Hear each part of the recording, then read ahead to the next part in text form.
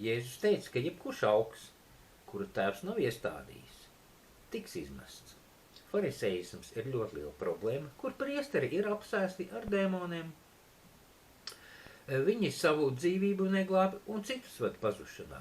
Jēzus runāja līdzībās, kuras farizēji nesaprata savas neticības dēļ.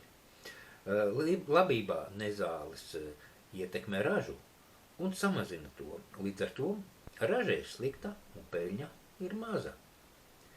Nezāles ir tie farizēji, kas sabojā Dieva sēklu. Tās ir viltus mācības, patvaļīga Bībeles tulkošana, pretošanās Dieva vārdam, grēka attaisnošana. Bībelē katrs vārds ir būtisks, un to nevar tulkot, kā ienāk prātā. Tādēļ mums katru dienu jāpārtiek no tīrās barības, no Dieva vārda, nevis no farizēju viltus mācībām, kas ved cilvēkus uz pazušanu. Mums jākļūst par Jēzus mācekļiem. Jāsludina pasaulē Jēzus mācība, nevis nevajadzīgas lietas, kā to dara pasaule.